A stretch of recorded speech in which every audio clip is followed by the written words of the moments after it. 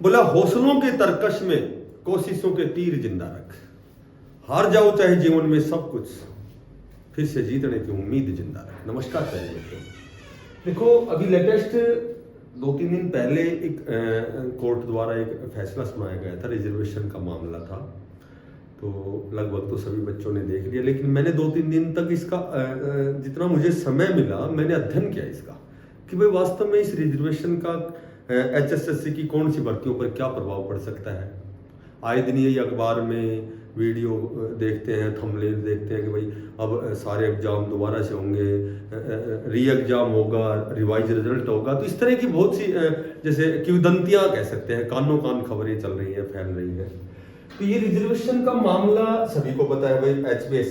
HPSC और HSSC दो अपने हरियाणा की संस्थाएं हैं जो सेम पैटर्न पे, सेम रूल और रिक्रूटमेंट रूल रेगुलेशन के साथ काम करती हैं, ठीक है। तो चूंकि ये मामला मेरे ख्याल से PGT मैथ का है, तो उसमें वो एक लड़की का नाम तो मुझे ध्यान नहीं है कि भाई जैसे उसको क्या किया गया कि कैटेगरी की वजह से और नंबर जब अच्छे नहीं थे तो उसको कैटेगरी में रखा गया, इस तरह का कोई मामला था। देखो मैं थोड़ा सा फॉर एग्जांपल आपको समझाता हूँ कि जर्नल हो गया, BCA BCB हो गया, EWS हो गया। तो ये जो मामला है ये क्या है कि मान लो मैं कहूँ कि जर्नल की 50 सीटें हैं, OBC की मैं कहूँ कि 10 सीटें हैं, यहाँ भी इस तरह से, वैसे फॉर एग्जाम्पल में बात करता हूँ। तो इसमें ज्यादा इस तरह की चर्चाएं लगातार आप देख रहे हैं कि भाई HSSC की जितनी भी पुरानी भर्तियां हैं, 2023 की जो भी भर्तियां हैं, 24 की भर्तियां हैं, तो वो सारे दोबारा से उनके एग्जाम होंगे। तो उसमें मामला क्या था कि देखो रिजर्वेशन नाम से ही आपको विदित है भाई, जिसको परिभाषित हम रिजर्वेशन को कैसे करते हैं। तो रिजर्वेशन होता तो क्या है कि मान लो OBC की 10 सीटें हैं, तो कैटेगरी का रिजर्वेशन का फायदा OBC वाले को कब मिलेगा जब उसकी तो 60 सीट होगी। क्योंकि अगर अच्छे जनरल के बराबर यदि उसके नंबर है, कट ऑफ के बराबर जनरल के बराबर है, तो जो टॉप स्कोरर जो बच्चा होता है वो तो जनरल में चला जाता है। अब मान लीजिए OBC की 10 सीटें हैं, अब मेन के लिए HSSC में मेन एग्जाम के लिए 4 गुना बुलाए तो 40 कैंडिडेट हो गए। अब मैं कहूंगी ये जो 40 है इनमें से 20, 25, 30 कैंडिडेट ऐसे हैं जो टॉप है जिनके नंबर, तो ये यहाँ से जब जनरल में जाएंगे, टॉप में जाएंगे, 30 बच्चे, 20 बच्चे, 25 बच्चे, तो अब क्या होगा कि OBC के जो 1-2 नंबर जिसके कट ऑफ से कम रह गए तो उसको अवसर आए मिलेगा जो मेन एग्जाम में बैठने का। तो कहीं न कहीं ये मामला जो था ये लगातार इस हिसाब से चल रहा था कि जो रिजर्वेशन का फायदा है वो इनिशियल स्टेज, प्री स्टेज पर के ना देख करके फाइनल स्टेज पर दिया जाता था, ठीक है। जबकि कोर्ट ने स्पेशल इसे सिरे से खारिज किया है और फटकार लगाई है, ये भी कह सकते हैं कि भाई जो कैटेगरी का रिजर्वेशन का जो फायदा है, तो फिर जब आप केवल कैटेगरी के कैंडिडेट को कैटेगरी में ही रखेंगे तो इनको कैटेगरी का या रिजर्वेशन का फायदा कहाँ मिल गया, ठीक है। क्योंकि यहाँ तो वो बच्चे रह गए कि 40 बच्चे हैं वो सिर्फ OBC, या 40 बच्चे हैं EWS में फाइट करेंगे, तो टॉप स्कोरर जब जनरल में नहीं जाएंगे तो कहीं न कहीं कैटेगरी का तो फायदा नहीं मिला। तो ये लगभग सारे बच्चे आप जागरूक हो, सभी को पता है तो क्या मामला है, क्या कुछ। अब बात अगर हम बात करें कि आगे क्या रह सकता है, इस पर भी हम थोड़ा सा भाई कितना मैंने अध्ययन किया है 2-3 दिन में, तो उस हिसाब से मैं आपको बताता हूँ कि एक तो पॉलिसी में चेंज हो गया, ये तो जाहिर सी बात है। जो 2-3 दिन पहले जो कोर्ट का फैसला था उसके तहत अब आगामी नए सत्र में 2025 में जितनी भी नई भर्तियां आएंगी तो उसमें तो सभी को बच्चों को इनिशियल स्टेज पर यानी कि प्राथमिक स्तर पर ही उनको जो रिजर्वेशन का फायदा दिया जाएगा, ठीक है। तो आगे की जो भर्तियां, अब प्रभावित कौन कौन सी भर्तियां होंगी, देखो CET के भी संशोधन, दोबारा से नया संशोधन होगा उसमें, वही क्योंकि कंडीशन वो 10 गुना की है, ठीक है। तो जो पहले पिछली भर्तियों में जो भी कंडीशन, टर्म्स और कंडीशन थी वो बिल्कुल चेंज होंगी, आपको पता ही है, ठीक है। हरियाणा पुलिस की बात करें 5600 पदों पर PST PMT, ये भी आप लगातार सुन रहे हैं कि बहुत जल्दी ओल्ड CET पर होगा, ऐसा मैंने भी कहा है, सभी ने कहा है, सभी को, क्योंकि ऐसा कहना भी जायज है, क्योंकि जो ये 5600 पदों पर जो PST PMT की बात करते हैं तो इसमें जो भी कंडीशन है वो पुराने पिछली जो CET था उसमें ओल्ड CET था, उस बेस पर इसकी कंडीशन बनाई गई है 4 गुना की वही कंडीशन। लेकिन अब यहाँ भी संशोधन होगा क्योंकि वो 4 गुना जो OBC में रहते थे, अब वो जो टॉप स्कोरर है जिनको रिजर्वेशन का फायदा मिलेगा वो जनरल में जाएंगे, ठीक है। तो यहाँ भी इसमें संशोधन होगा। तो PST PMT, चूंकि मैंने तो कई बार आपको बताया है कि PST PMT फरवरी, मार्च, जनवरी ऐसे नहीं होने वाला है, क्योंकि ये जो सारी जो भी भर्तियां हैं, एक 20 ग्रुप है, इस 20 ग्रुप पे सारी भर्तियां टिकी हुई। हालांकि एक आध कैंडिडेट ने कमेंट्स किया था इसका कोई संबंध नहीं, जबकि अब आपको पता लग ही गया होगा, जो 2 दिन पहले कोर्ट का फैसला आया था, आप खुद समझ गए होंगे। अब तो आप वही चीज़ें आप वही जो भी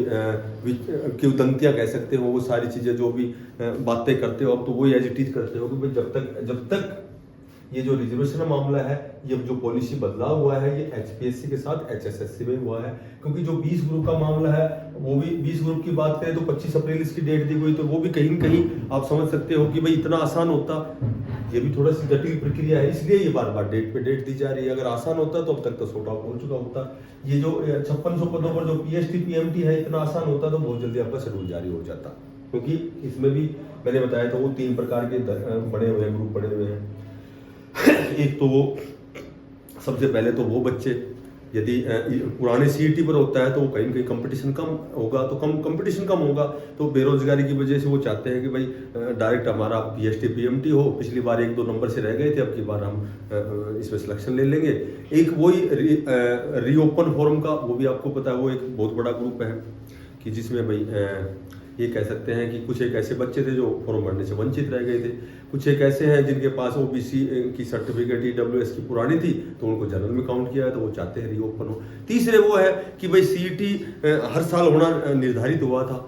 लेकिन 2022 के बाद हुआ ही नहीं, तो कुछ नए बच्चे हैं जो जिन्होंने 2022 में 10+2 किया था, 23-24 में 24-25, तो इस तरह से वो बच्चे, उनको भी अवसर नहीं मिला, तो वो भी चाहते हैं कि नया सीईटी उसके बाद ये री एडवर्टाइजमेंट हो। तो इस तरह से यही लगभग मई जून से पहले, मेरे ख्याल से मैंने पहले कई बार भी आपको बताया है कि आसान नहीं है इतनी जल्दी कि इसका पीएचडी पीएमटी हो, क्योंकि ये बहुत सी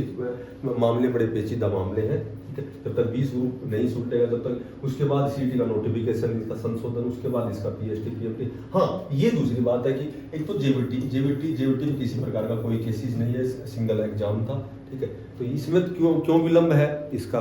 कारण केवल यही मैंने आपको बताया था कि बार बार ये जो